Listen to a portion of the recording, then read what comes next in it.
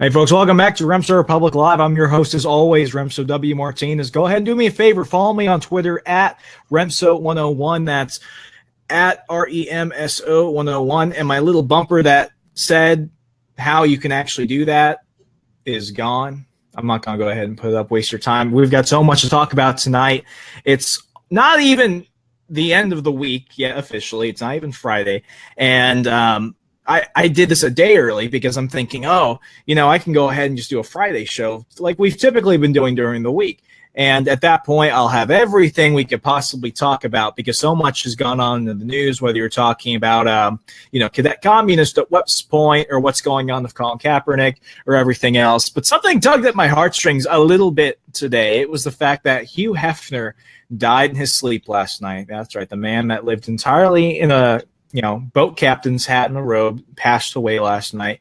Absolutely heartbreaking. Apart from that, today would have been the official end of Free Speech Week at Berkeley in California, but that only lasted about 20 minutes. And, I also want to talk about Liberty Pub this week. So that was on Monday. Absolutely great day before the week was soiled with everything that was going on with Hefner. And, I'm trying to really kind of limit the drama in my life. You saw last week when I was on Halsey News that I really don't – it's not that I don't care about the whole NFL scandal. Well, it's not even a scandal. It's not really anything.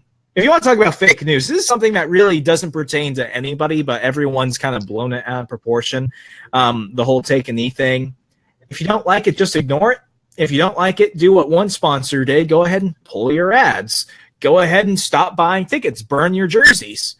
Maybe it's because I wasn't much of an NFL fan to begin with, but honestly, we have so much stuff to deal with. We've got what is it? $20 trillion in debt. We're dealing with the whole Russia scandal.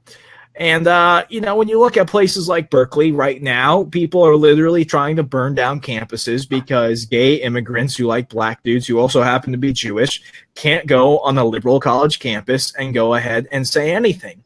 And then to just top it off, while we have that looking like 1934 Germany, you have Hugh Hefner who died. And what happens? Well, everyone has to have an opinion. You can't just not say anything. I feel like everyone has to say something about everything. You just can't not say anything. Go look at Matt Walsh. He's going ahead, and I love the man. I think he's a great blogger, one of my role models. But come on, he is literally bitching about everything lately, like even little things. And he's calling Hugh Hefner, a serial pornographer and all this other stuff. And it's like, Matt, okay, he was a lot of things. I'm not saying that the stuff he was pushing out was necessarily family friendly, but come now, do you have to constantly just go ahead and just pull a tirade on everything? It's getting kind of ridiculous.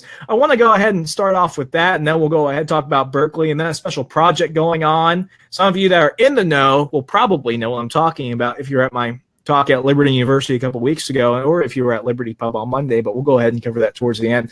Ladies and gentlemen, I want to bring on a good friend of mine from the Atlas Society. She's the student court. She's the director of student projects and everything else. I'm probably screwing up your title, ladies and gentlemen. Samantha, what's going on? I screwed up your title. I'm sorry. It's okay.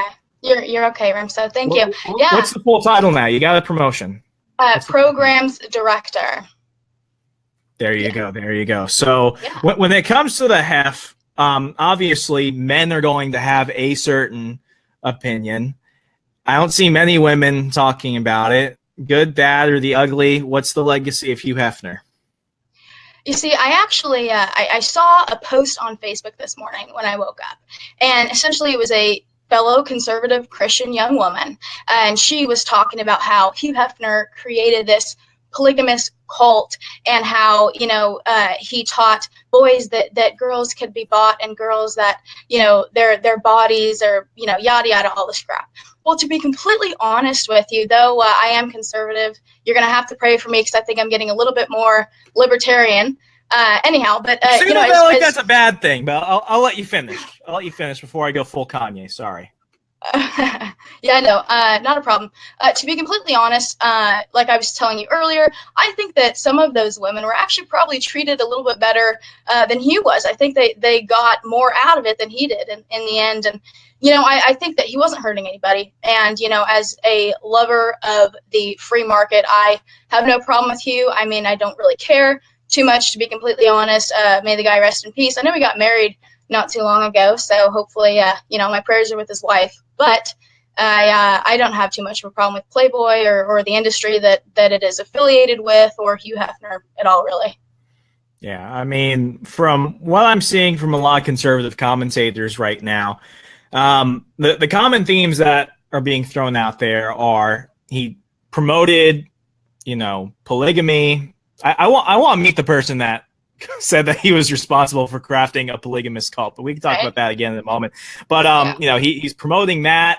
He's breaking down the American family. He's promoting hedonism and all this other stuff. I mean, here's the thing that I don't think people get. He wasn't really promoting like a lifestyle. Yeah, there's the Playboy lifestyle, but he didn't do much more than just be Hugh Hefner.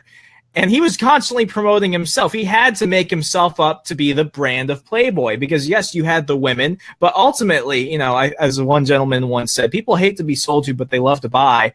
He wasn't saying, hey, go ahead and look here at all these risky things and everything else.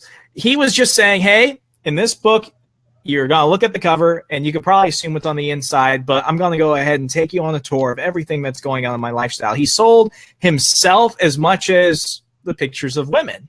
And then when you go ahead and look at the evolution of Playboy, it's one of the only things that got progressively more censored. It wasn't even anything that was, regulating Playboy. It was self-censorship to a large degree. We saw what happened with his daughter several years ago. She tried to take out the sultry photos entirely and just focus on articles, and then they almost completely failed, and then they went back to the photos. But you even look at the photos that are in Playboy now, the centerfolds and everything, and it's not as bad as most people think. It's not like this hardcore pornography that's all over the internet. In fact, what you see on just regular cable is probably worse than what you're going to catch in Playboy right now. It's nothing like what Ted Cruz retweeted, am I right? That was some crazy stuff. I may have watched it just for research, but just for research. Just for research. This whole issue with Hugh Hefner is what I like to call bandwagon politics. Nobody talks about the porn industry. Nobody talks about Hugh Hefner. Nobody talks about Playboy. Nobody talks about any of that concerning conservatives, essentially, or at least the people that I saw make these completely irrational posts. But then when everybody starts talking about it, and when it's in the media, and when it becomes, this hot, everybody starts to have an opinion, and then everybody has to make this, loud statement that they think is going to, gain something, essentially. And it's almost ridiculous at this point how often I see, when something's in the news for about 3 days, something will be a hot topic and they'll care about it and it'll be as if it's on the top of their agenda. And then after those 3 days, you never hear about the issue again. It's like example with the porn industry and, with Hugh Hefner's death, it being something that conservatives, Matt Walsh, who I love, talking about, and other conservatives as well, just ranting about it. And I'm thinking, when have you cared about this before? When have you brought this up? When have you written an article or, a 4-paragraph long post about your issue with the industry? It doesn't happen. Exactly. It's almost like the same virtue signaling that we constantly kind of pin on the left. I agree. But I mean, you want to find, when you try and take everything down from the big inflammatory situation that social media kind of turns it into, when you really just step back away from the keyboard and look around and you take things down and break it down even more, it turns these big issues into smaller things. And everyone is cheering for Saudi Arabia, who are now allowing women to drive to their own stoning. People are saying, hey, I had to bring it up somehow, but people are saying, oh, this is, I forgot who the liberal celebrity was, but Saudi Arabia has done more for women's rights in 2017 than the United States. Sad. And it's like, okay, that's ridiculous. If you want to talk about anyone that championed women's rights, good, bad, indifferent, or ugly, Hugh Hefner brought more women out of poverty than the Obama administration alone.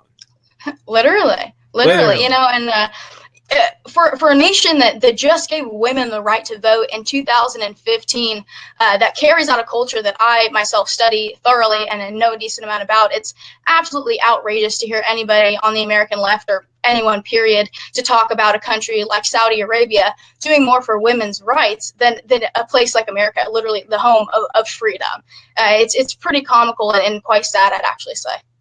Exactly. Speaking of freedom, free speech, censorship, everything, I was a little bit disappointed because as we were planning today's live show, I was really hoping that by now we would have something to talk about in terms of Milo Yiannopoulos' Free Speech Week. Mm-hmm. And that was something that had been, I think they spent $88,000 just to get all the venues, the security, promotion, everything, the security deposits, for a week-long event that turned into only 20 minutes. Now, you were a bit closer to that for me. Can you kind of give us a lay of the land of what happened? In terms of, like, you know, the big story, I think people have an idea that it was a flop. It only lasted a little bit before he got escorted out by the Antifa rioters. But what was going on from your view?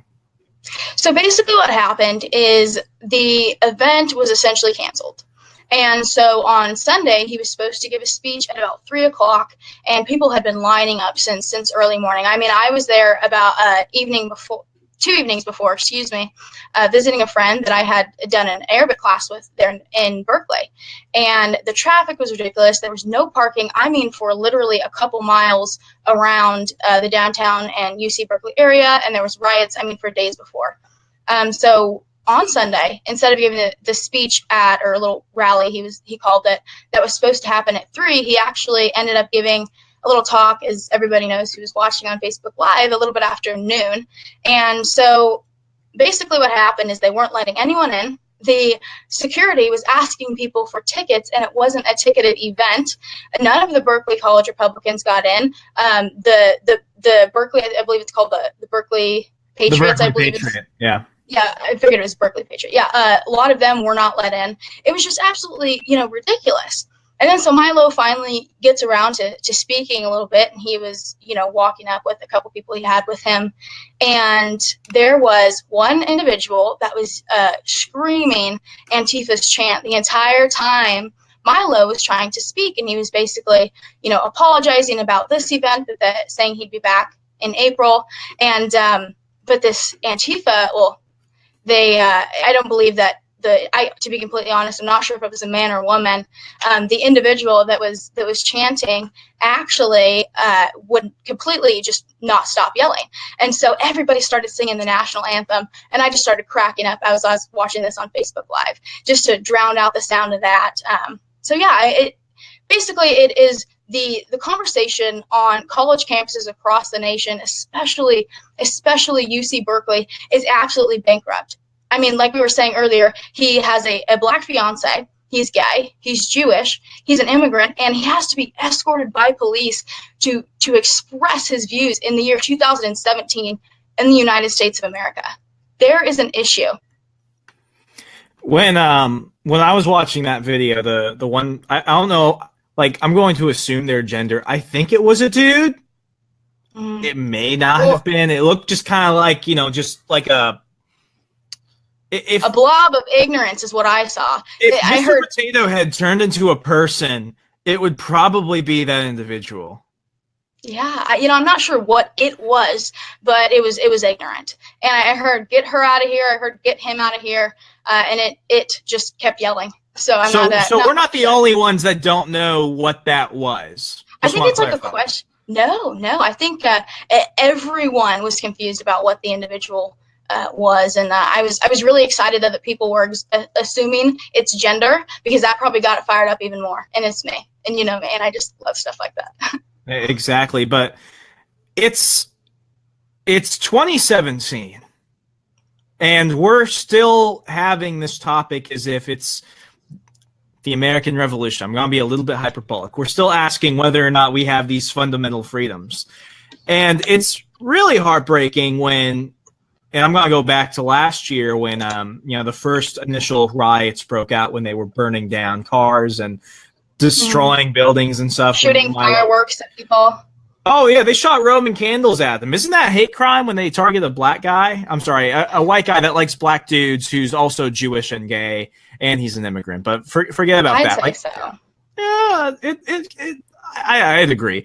When that first happened, I mean, that was absolutely heartbreaking because Berkeley's supposed to be like the bedrock, the foundation, the place where the free speech movement in its modern sense in the United States really began.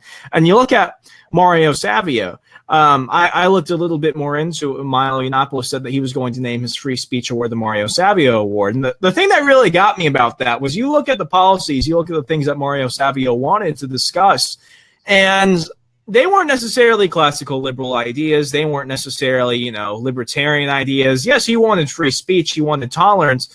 But when you look back at it, it was really just free speech for the left. It was really just free speech for the progressives. And now we're seeing this here.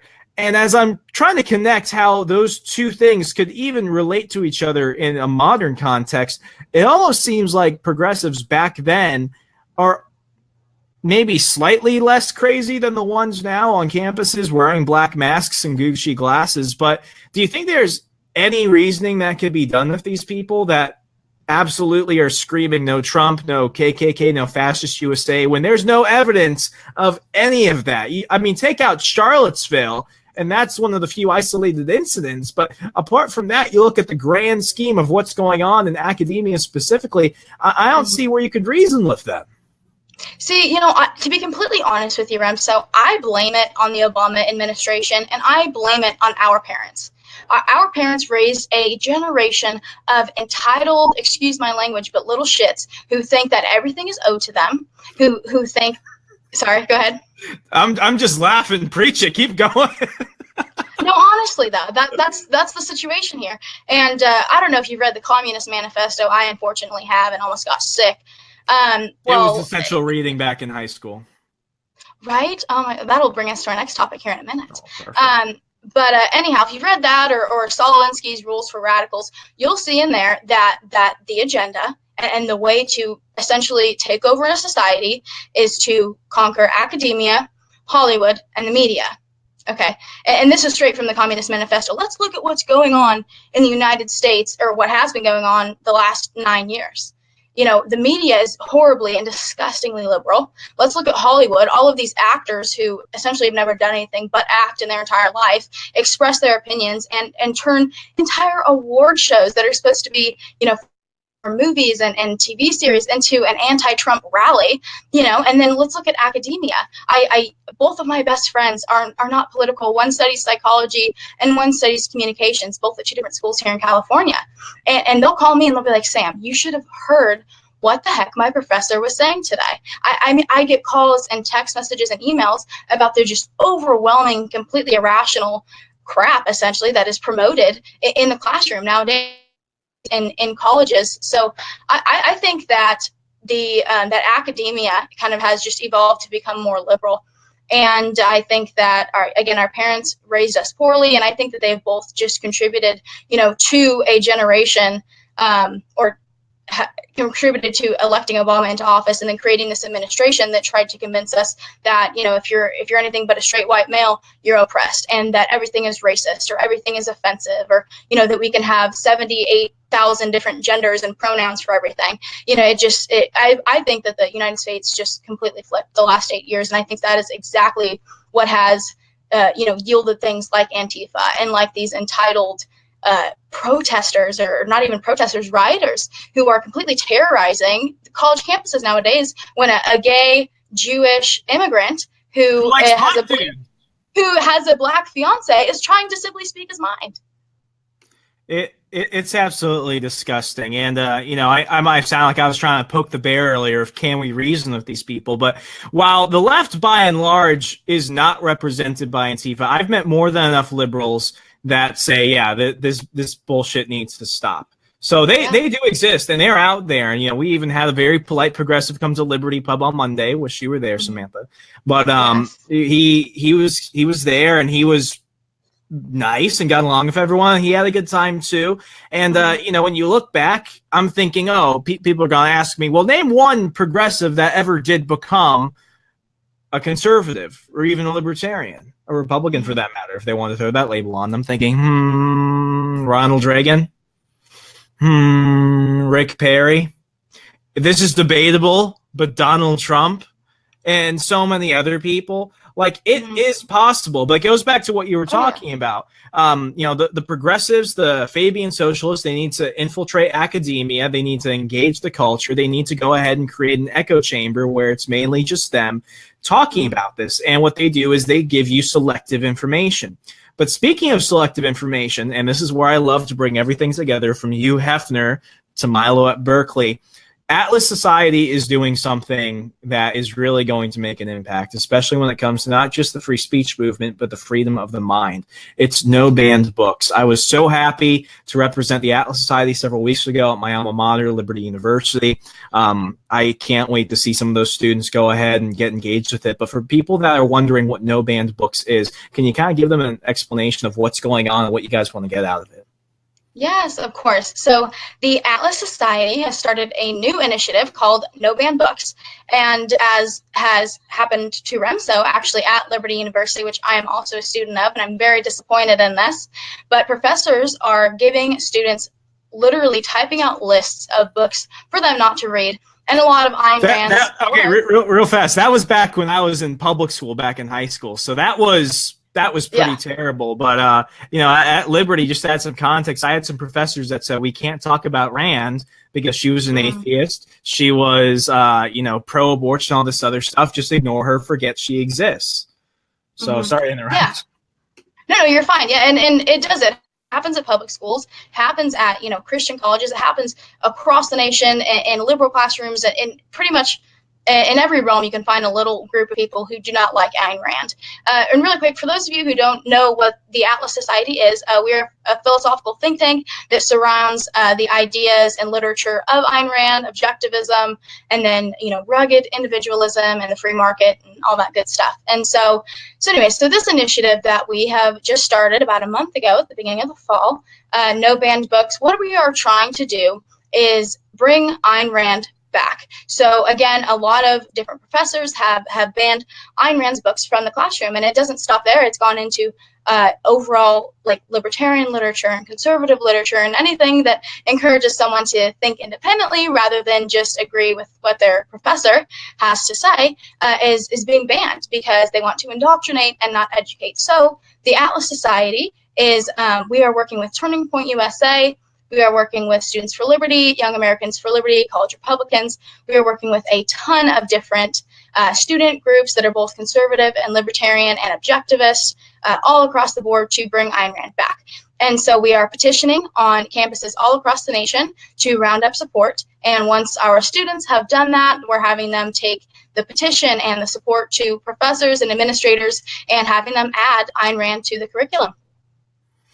Why do you think there is such an objection on both the left and the right to Ayn Rand? Because usually it's really funny when the liberals go out and do their whole thing where they're suppressing free speech and everything else. You have conservatives saying, no matter how bad it is, no matter how ugly it gets, no matter how offensive or against my worldview it is, I'm going to stand up and protect it. And now they're basically, attacking dead Hugh Hefner. Why do you think there's such a disdain for her? I think that on the left, it is because coming from communist Russia, she had plenty to say that was so valid, speaking out against big government. And obviously, the left loves big government. That's what the left is. And so I think on the left, it is them not appreciating that she speaks out against big government. I think it is the whole ethical self-interest. They say that she was selfish and essentially a mean person when she wasn't. It's ethical self-interest and reason, and there's nothing wrong with that. And I think on the right, predominantly, you're going to get your conservative Christians that do not like Rand for, obvious reasons. She was pro-choice and she was an atheist, whereas you have people like you and I who are essentially on the right and are Christian, but can appreciate and value so deeply her ideas and the ideals behind objectivism. And we don't, and that's a great thing about the Atlas Society, is we are a group full, of objectivists, and then of people like you and I who so deeply value the ideals behind objectivism, but we can disagree, and that's okay. Imagine that, disagreeing and being fine with it. But yeah, I think that's essentially why there is so much hate towards Ayn Rand from the left and the right, is obviously because both of them essentially hold issue with her ideals and how she was and what she believed in. Exactly. And there's the only idea that is absolutely dangerous is the idea that other ideas are dangerous simply for wanting to learn more about them. Every year I have a tradition of going back and reading The Fountainhead. I've been, and real fast, Jay, I'm sorry I have to be the one to tell you, but the Heff has passed. I'm so sorry you learned that here. I feel like I'm the last person you should have heard that from, but sorry. But back to topic. Ever since I was in high school, every year I go back and I reread The Fountainhead. Howard Rourke is one of my favorite characters in all of fiction. And the thing that it taught me at a time when I was trying to grapple with, not just my political ideology, but, my religion and everything else, the thing that Rand taught me through The Fountainhead was to live intentionally. That at the end of the day, you can't let other people justify your existence. You have to be able to justify that yourself. And there's nothing wrong with stating, I want this. I'm doing this for me. Mm-hmm. I have something because I put value in it. And then when you go on and read everything else from Atlas Shrugged, where it's saying that I am ultimately the controller of my own mind, and I could dictate my destiny to the best of my ability. You can't control other people, places, or things, but you can control your own action. But you have to control the intention behind that. You can't let anyone live that for you. I don't know anyone that's ever read Ayn Rand without walking out respecting her. I know people that read Rand and they say, I completely disagree with her on a majority of stuff, but there was one thing I took out of it. There was one thing that I really liked. And it's not just that, oh, she's a great writer and all this stuff. No, it was actually something that made you question and justify your own opinion, your own values. And I believe that's why No Banned Books is so important, because no other philosopher, no other writer, no other political, philosophical, cultural, religious critic or pundit or commentator of all time, no random thinker that's ever written anything has ever been more influential than Ayn Rand. I agree. To be completely honest with you, how I came to the Atlas Society was sharing my story of how Atlas Shrugged literally changed my life, my complete outlook on life. I'm the daughter. I'm a first-generation American. My dad, came here, escaped socialist Portugal, so I was taught, like a complete rugged and outstanding patriotism growing up. I was taught a work ethic. I had no option. And I always, I always had more conservative ideals, especially when it comes to, capitalism, yada, yada. But after I read Atlas Shrugged, it truly changed my outlook. And the cool thing that I really admire about Ayn Rand is the reason I love the free market and I love, the opportunity that it provides is a reason that I thought before I read Ayn Rand and realized that we agree on that. And it is that she had so much faith in man. She had, this idea that man was so capable and that man could accomplish nearly anything if he puts his mind to it and he works hard for it. And that is always what I've thought, and that's why I have such an issue with, calling everything racist and saying that essentially everyone is, oppressed nowadays. That's why I have such an issue with it, because I'm one of those people that think if you try hard for it and you work hard enough, that essentially you will exceed in the end, and I think that you and I are both examples of that. I think there are plenty of examples of that. And so that's why I really do value Rand, is because when I read her books, I realized, oh my gosh, she understands. And so obviously there are many other reasons, but yeah, the books are truly life-changing. Exactly. And to kind of like show off how much of a nerd I am, I remember watching, there was a special feature. I don't think it was for the first Atlas Shrugged film that came out. I think it was the second one. It was a special feature where it had Matt Kibbe talk, and it had the dude from the Capitalist Pig talk, and David Kelly. And towards the end of that special feature, where it's talking about the impact of Ayn Rand and how everything that went on in Atlas Shrugged was happening, especially during the Obama administration, I'd argue that a lot of the themes in Atlas Shrugged are still going on now when it comes to the battle for the mind. But he picks up on something that you mentioned, that Rand had a faith in humanity, a faith in people. And the common myth out there is that she was a pessimist, that she was always looking for the things that were going wrong in the world. But the thing that all of her books show is that ultimately she was an optimist. She didn't just give each of her characters happier endings just because that's how you end the story. You look at what her characters had to deal with, and at the end of Atlas Shrugged, for example, you still don't necessarily know what happens the day after they free John Galt and everything else, and the strike and the resistance really happens. But she knew that while a majority of humanity will always try and go for the collective, because that's so much easier than being a staunch individual that can justify his or her beliefs nonviolently, peacefully, and confidently. But she knew that there will always be individuals that stand up and can actually change humanity just by their sheer act of defiance of living. When your life alone is an act of resistance, just for being yourself, that is one of the most beautiful things on earth. And when I think of that, I think of Nikola Tesla and so many other people. Even that movie about the first woman tennis player, I'm looking forward to see that. But, there are just so many examples. And people, they're asking, why Ayn Rand? Why are they just focusing on this? Of course you guys want no-banned books. We all want no-banned books because that's just stupid. But no one is more dangerous. No one is more defiant. No one is more life-altering, regardless of who, when, where you come from Ayn Rand. And I just went on a whole soapbox about that.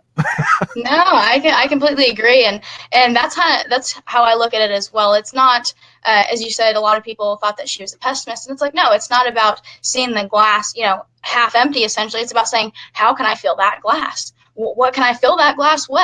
It's saying like, wow, there are these opportunities, and I'm a capable human.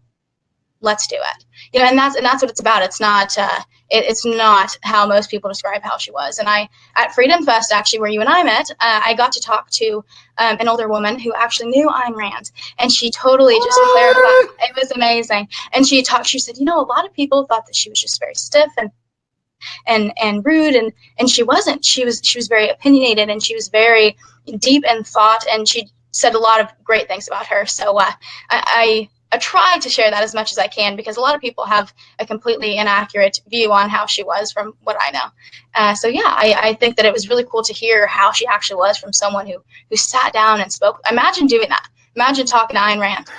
The closest thing I ever got was Jennifer Grossman dressed as Ayn Rand, but I could totally. Great when she says that. Oh my gosh, she's awesome. But like what that woman told you, like I could totally believe that, because you even look at the works of Nathaniel Branden. Now he was an objectivist philosopher, big student of hers and everything else. We don't need to get into how they knew each other or for why, but.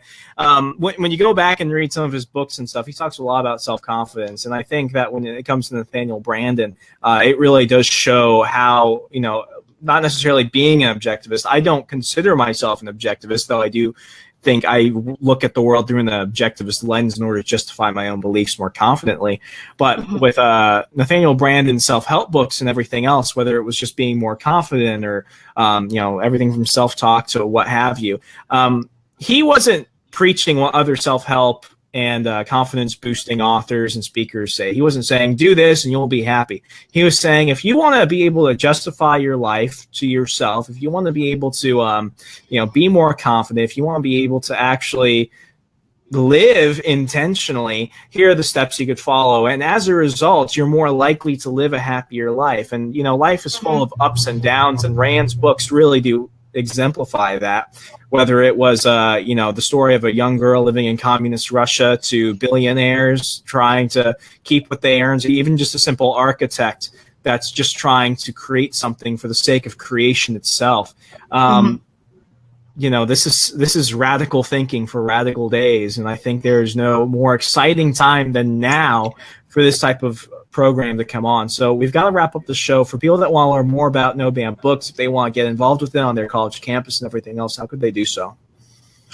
They can head to our website, atlassociety.org, or you can email me directly at samantha@atlassociety.org. I will email you back, and hopefully we can get a call set up and we can get the initiative started on your campus. Perfect. Samantha, thank you so much for coming on the program. It's been an absolute blast. Yes, thank you for having me on, Remso. All right, take care, folks.